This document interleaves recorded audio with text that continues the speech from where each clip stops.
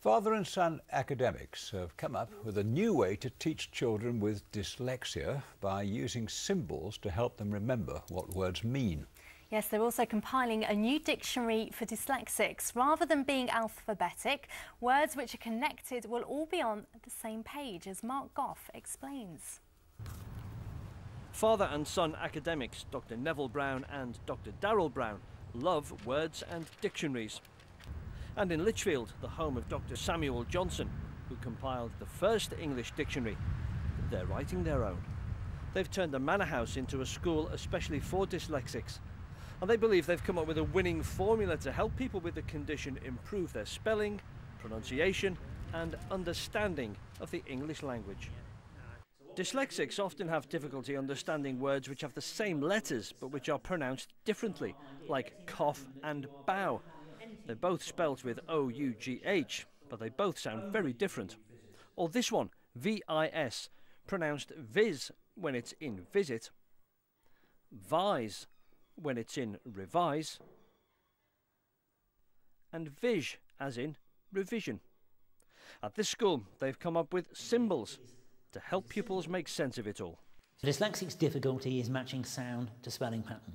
What we do here is we use a symbol to represent a meaning. In this case, it's looking at something. So we've got two eyes, hand over them.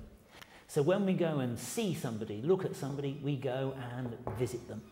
That meaning of looking at something is present in the word visit when you go and see somebody, when you revise, when you look at something again, and in the word revision. But unfortunately, each one of those words is pronounced differently. For us, it's important to make sure that the pupils know that the meaning of those is the same, the spelling is the same, all those words ought to be learnt together. Well, when I look at the icon, it makes me think of what it stands for, and then I'll put it into a word, and then it makes me think of it, and then I'll write it down and it will be correct. What kind of words did you have difficulty with before? Just any type of word that's just in different parts, and the icons help me like break it down into separate bits so I know which is, and then I add it together and then I can spell the word. When you're struggling, you kind of think of that kind of symbol and it helps you, like you can easily put it together. It helps you to kind of pronounce it at the same time as well, because like you can just see the icon and how that's pronounced in a word. Dictionaries can also be a problem for dyslexics. They're compiled alphabetically, but at this school they think that's wrong, because words and parts of words are used together, and dyslexics have problems making connections between the two. So put that down on your piece of paper.